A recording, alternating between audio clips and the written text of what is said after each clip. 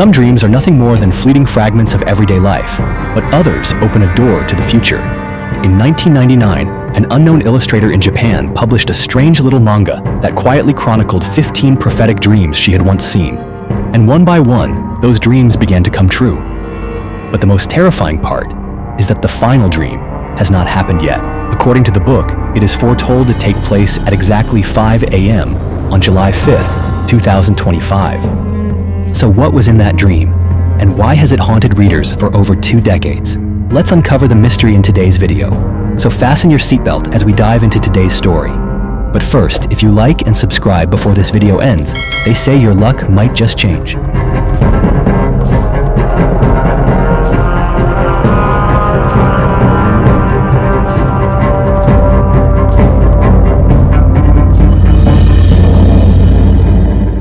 On July 1st, 1999, in Japan, a strange comic book was published. It carried a title that was simple, yet filled with quiet implication: The Future I Saw. At the time, almost no one paid it any attention. There was no reason to. It wasn't visually impressive, it wasn't created by any prominent artist, and it had received no promotion through any media channel.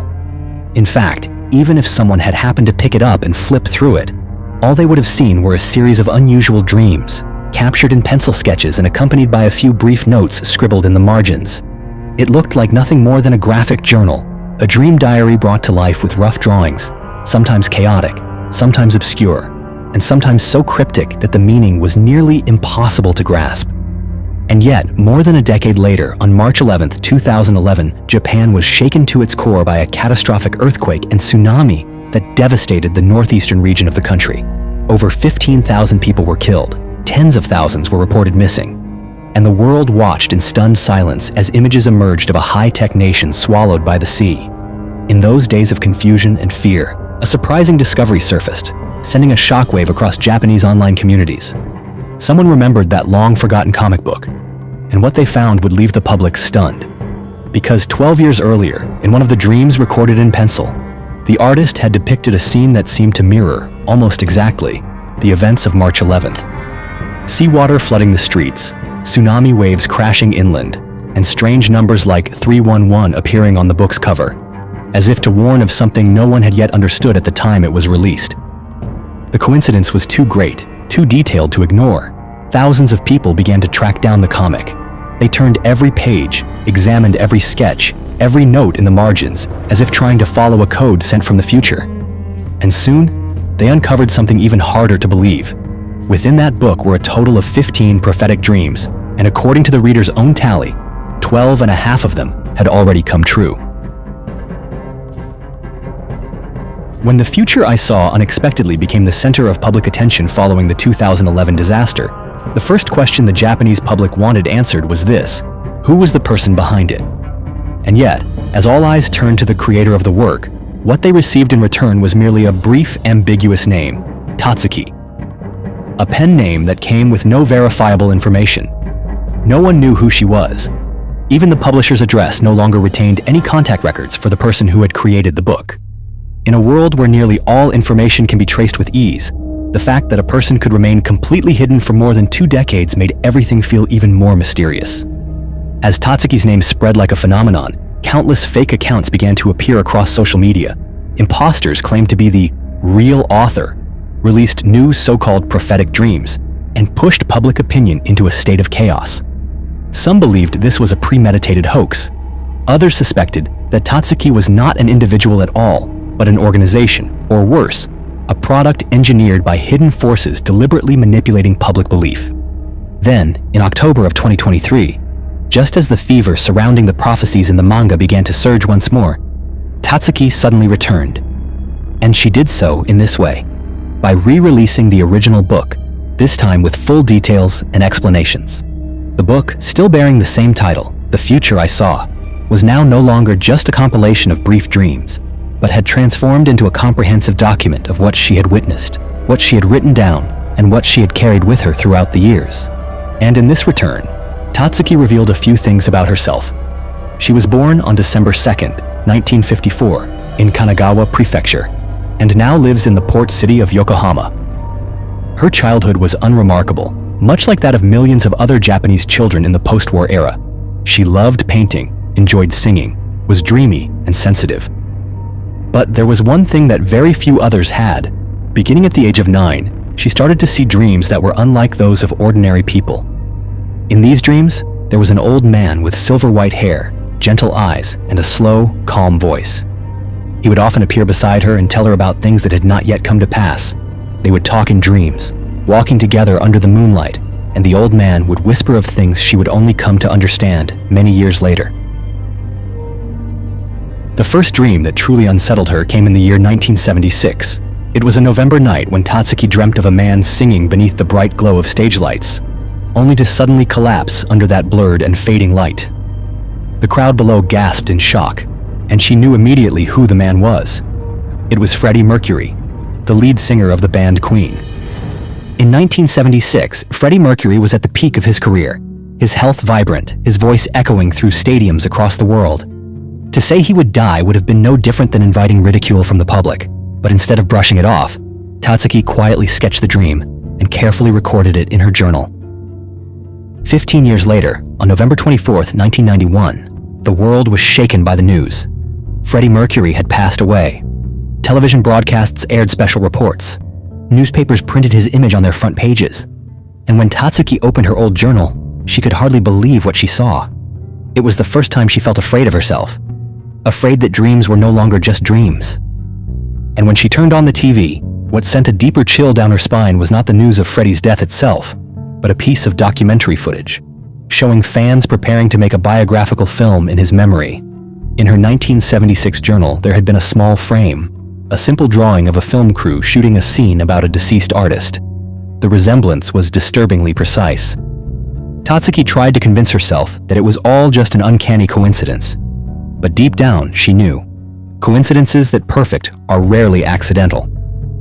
From that point on, her dreams began to arrive more regularly, and they started to come true according to a strange pattern of time. Some would unfold 5 years later, some 10, and some exactly 15 years from the moment they were seen. She began documenting everything, leaving no detail behind: the setting, the sounds, the colors, the names, the time, and even the emotional sensations that accompanied them. Another dream occurred on August 31st, 1992. She saw herself walking down a long corridor, with light pouring in through towering windows. At the end of the corridor hung a painting of a blonde woman holding a child. The word Dana was written across the canvas. And in the very next moment, there was a blinding light, the sound of metal crashing, and the cries of many people. 5 years later, on August 31st, 1997, the world was once again stunned. Princess Diana had died in a car crash in Paris. And once again, Tatsuki's journal had recorded the moment years earlier, captured in simple sketches so vivid they were haunting. From 1995 onward, the prophetic dreams became more frequent, and they began to touch on matters of far greater scale: natural disasters, earthquakes, tsunamis, and geological upheavals beyond the control of humankind. And it was because of this growing urgency that she began to draw the book that the world would one day search for again: The Future I Saw.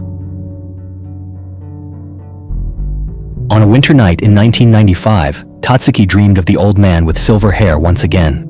In the dream, he led her to a strange land where the ground had split open, and the air was thick with the choking scent of stone dust. Tatsuki awoke in the middle of the night with an uncanny sense of foreboding. The next morning, she opened her journal and carefully recorded the date of the dream: January 2nd, 1995. She then sketched the scene of a devastated landscape, and beneath it, wrote a single line of note: "Something will rupture in 15 days. And exactly 15 days later, on January 17, 1995, the Great Hanshin earthquake, also known as the Kobe earthquake, struck. Nearly 6,500 lives were lost. Tens of thousands of homes collapsed, and Japan, a country built on order and resilience, was left frighteningly exposed to the sheer force of nature. In that moment, Tatsuki no longer doubted. She could no longer convince herself that what she was seeing was mere coincidence. She believed with certainty that the future was sending her signals. With the conviction that these warnings were not meant to remain locked away within the pages of a private journal, Tatsuki began compiling the dreams she had documented over many years. And then, she officially published the manga titled The Future I Saw. But what left many people puzzled was this: immediately after the book's release in 1999, Tatsuki disappeared once again. And perhaps, the story would have ended there, had it not been for one more dream. A dream so vivid, so urgent, that it compelled her to break more than 2 decades of silence. On a July night in 2021, Tatsuki awoke with a start.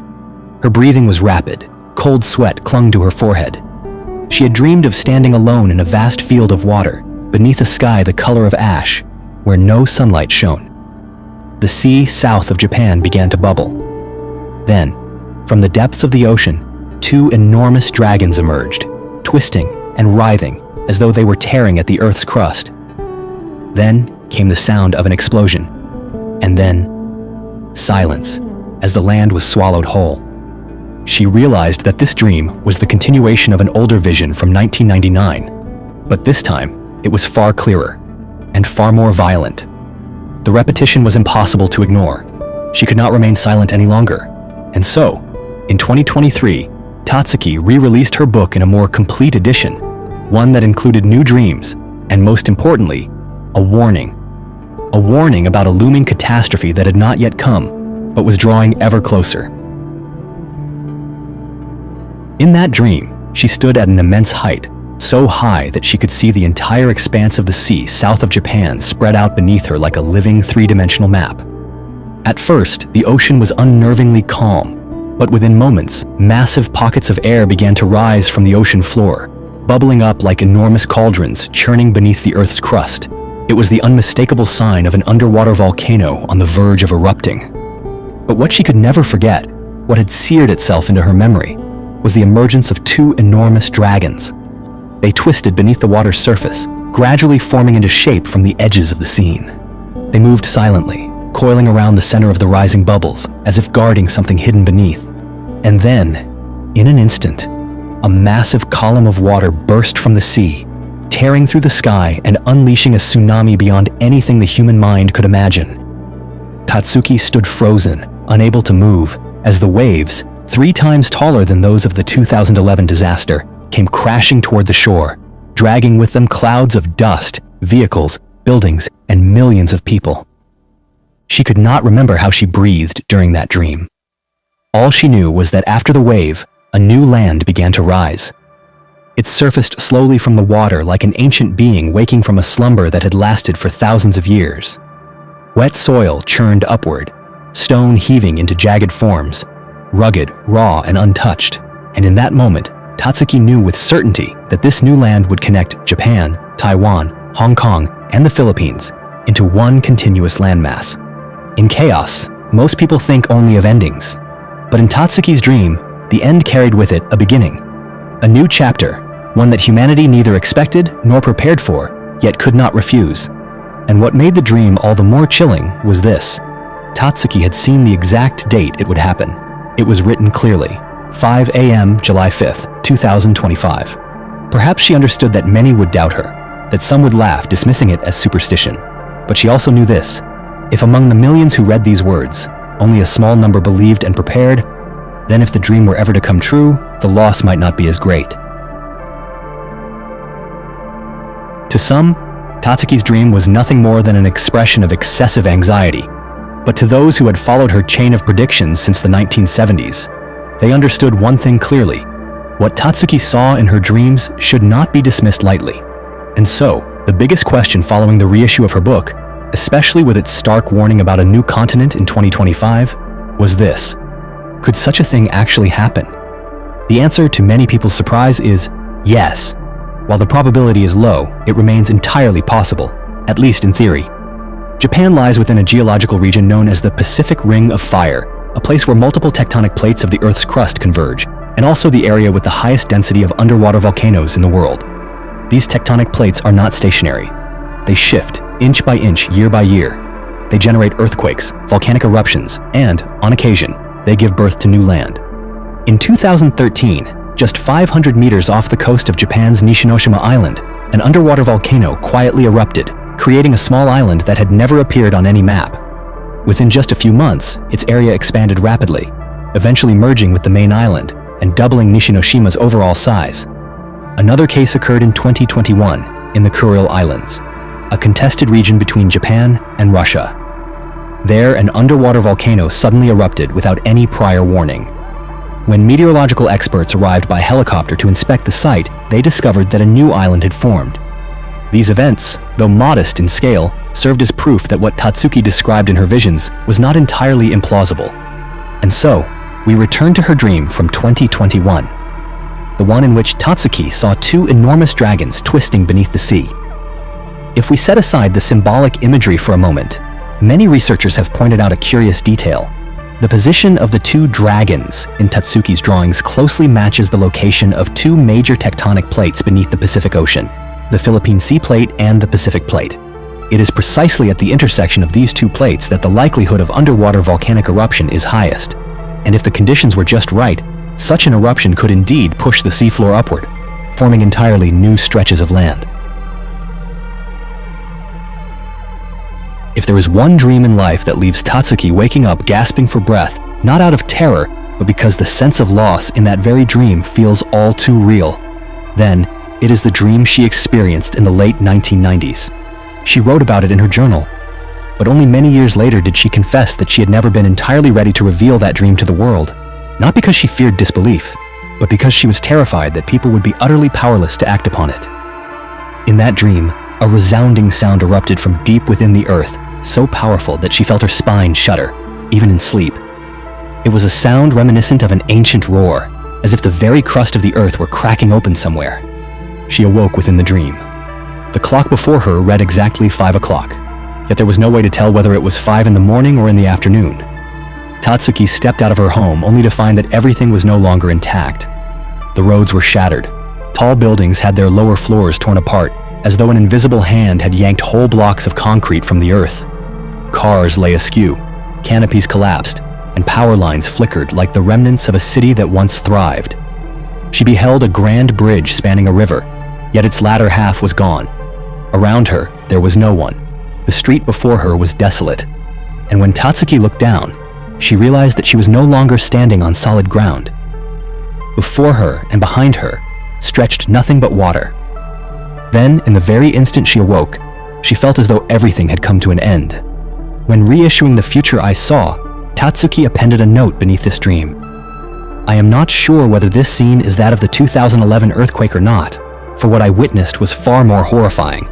And I was still wearing a short-sleeved shirt, even though March in Japan is still bitterly cold. That very detail, her wearing a short-sleeved shirt, sent shivers down many spines. For the 2011 tsunami occurred during winter, yet Tatsuki's dream bore the elements of summer. And in 2025, what she dreamt indeed unfolded during the summer season. You may not believe in dreams. You may even think that the future is something no one can ever truly reach in advance. But if there was anything in this story that made you pause, even for just a moment, to think, then feel free to share your thoughts below. I'm always open to reading them and to going deeper with you into the things that have yet to be fully understood. And if you'd like to continue exploring stories like this one, don't forget to subscribe and turn on the notification bell. I'll see you again in the next video.